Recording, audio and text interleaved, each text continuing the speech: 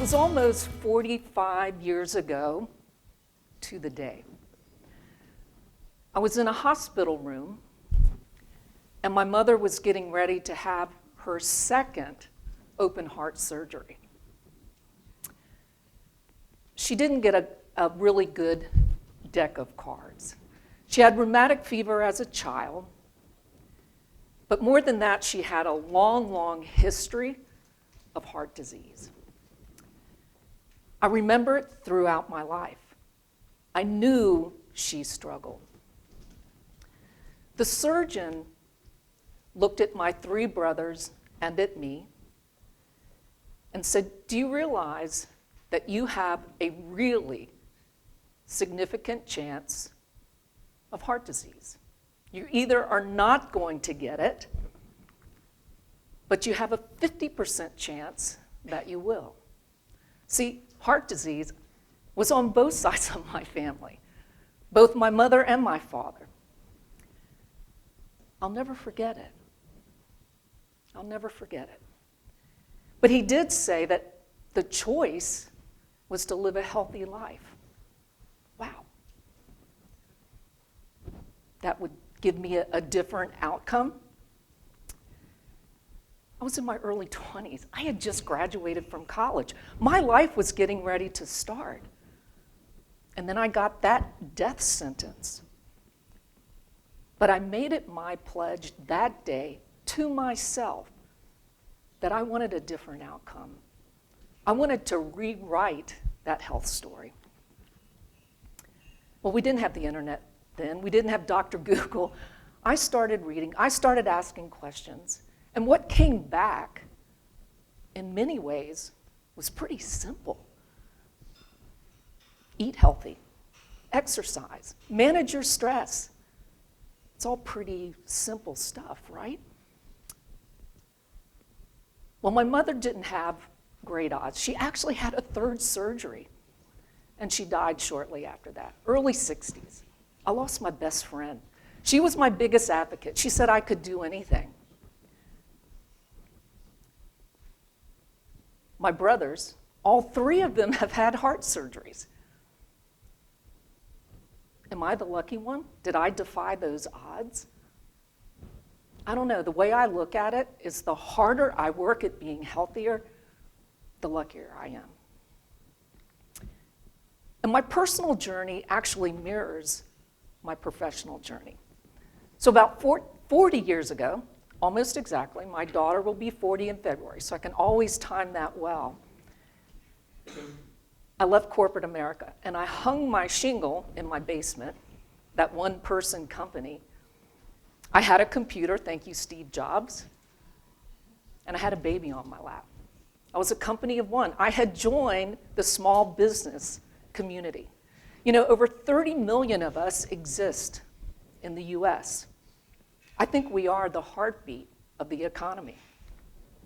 But it didn't take me long to realize that the odds of my business actually making it were similar to my odds of being able to have a long life.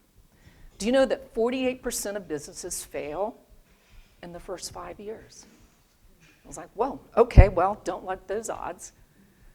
And only 1% make it over $10 million.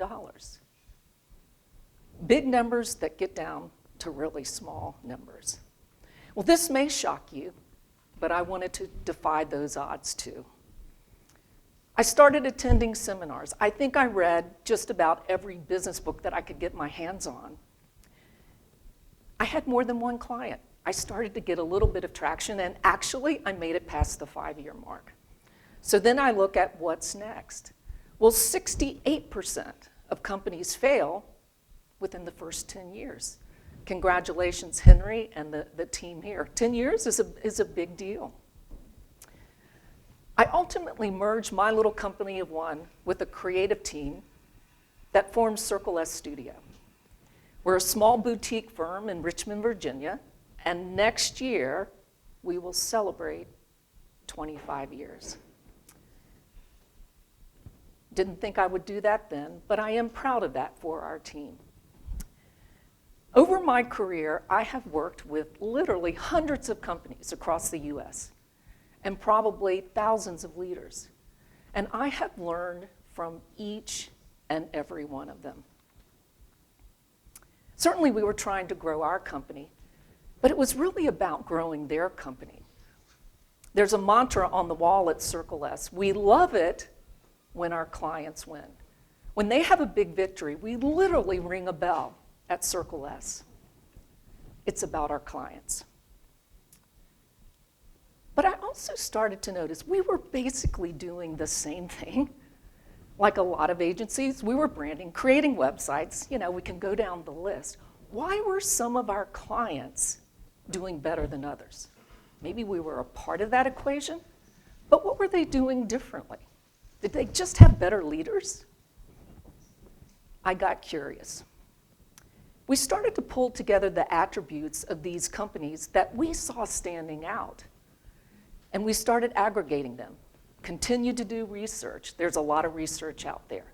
We would find purpose. It was the one thing that you needed to do. So at the end of that, we came up with a list that we thought was what made a company stand out. There are 9 traits. And no kidding, you're going to look at them as I go through them, and you're going to say, yeah, I think everybody kind of gets that. But the companies who are doing it, they're best places to work. The companies that are doing it are standing out in their industry.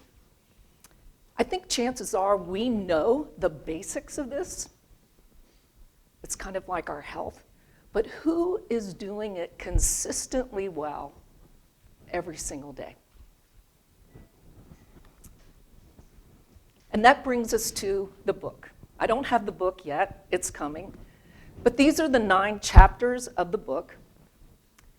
Does your business show up, or do you stand out? Because better experiences, by design, will spur growth. So the playbook is written the way I like to consume information. It's short, it's pithy, and it's divided into 3 sections. The what. What is the trait? What is it all about? The so what? Why should I matter? And these are case studies of our own clients and also of companies that we admire. The third is, all right, now what? So it's resources. It's things that you can do if you choose to go deeper on that. Here today, I'm just going to talk about the 9 traits. Number 1, purpose drives momentum. Yes. Yes. When I heard you speak yesterday, I was like, oh boy, you are singing right to me. Why do you exist as a company? Why? What is your company's true north? And it's not enough to do this exercise the day you start your company. That's a mistake we see with companies that have been around a long time. They do it, and then they put it on the shelf. They actually don't live it. When you do have a purpose, it guides your vision, where you are actually going. Your mission will tell everyone how to do it, and my favorite is around core values. Those are the behaviors that we are taught as our company of how we show up each and every day. When you do that well, you will stand out. Definitely number 1. Number 2, you have to elevate the employee experience. It is the heartbeat of your company. 70% of Americans are considering leaving their job. That's a pretty big number. And maybe it has changed. When we were writing the book, that was the number. Especially millennials, especially Gen Z. But here's the thing. If you get the employee experience right, they are going to show up delighted. They are going to be engaged. The opposite happens when that is not a priority for you. If you don't get that right, you cannot have a great client experience. Number 3, perfect, and I'm going to use that word, perfect the client experience. because it is the most important seat at the table. I love Jeff Bezos in terms of, like Amazon or not, it's hard to deny that that is a success story. He metaphorically puts a chair in meetings, still to this day, to represent the client, because it is the most important person in the room. Always asking, what do our customers need? How do we deliver a remarkable experience, one that does stand out? And we all know, I don't know about you all, have we ever done it perfectly well? Who has? Never had a mistake? No, we do all the time. We're human beings. But when you really prioritize that client experience, guess what? You become a trusted advisor. And when you make those mistakes, those little wobbles, they don't ghost you. And the research shows you mess up 3 times, they're gone. And you don't even know that they're leaving. You have no idea. Number 4, you have to keep an eye on the horizon. Research shows executives are moving 20 to 25 times faster than they ever even thought possible. Who can relate to that? I know I can. It's like drinking from a fire hose every single day. We now have artificial intelligence, the economy. It's just a constant. But high-performing companies, they actually embrace that change. People are usually afraid of it. No, not high-performing companies. They keep their finger on the pulse. And they are constantly looking for ways, get this, to even disrupt themselves before others disrupt them. Can you imagine that? Number 5, Henry's used this, the ecosystem. You have to view it holistically. Because the entire system, our customers, partners, competitors, every one of those, if you can align how we all fit together, it will propel growth. The saying, we're known by the company we keep, well, it's the same thing in business. It's just like this event. Together, we are better. Number 6, you have to uncover data that actually speaks to you. And in the book, we give a metaphor about a plane taking flight, and if it's off by the smallest amount, and you read that data incorrectly, you don't end up at the destination you're supposed to be. The same thing can be said about the data that we look at within our companies. In the book, we go into the ways that artificial intelligence and various things can help you create a more robust dashboard, because it will, with that information, set you apart from the competition. Number 7, quality. It's a non-negotiable. Absolutely. If you don't have a QA/QC program in everything that you do, whether it's a product or whether it's a service, you will fall behind. And it's those small little incremental things that do make a difference.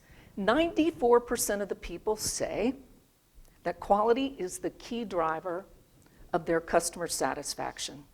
It's not just about meeting their expectations, it's about exceeding them.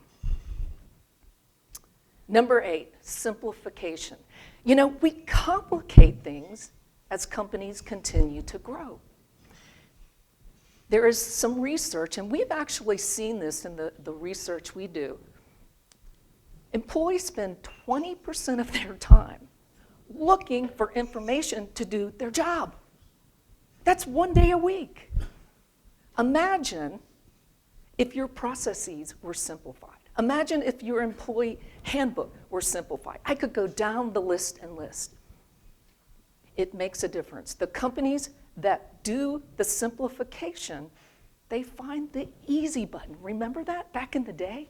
Yeah, they create an easy button. Now, I understand there are things, regulatory things, but there's still a way to simplify it, to give clarity to those that matter.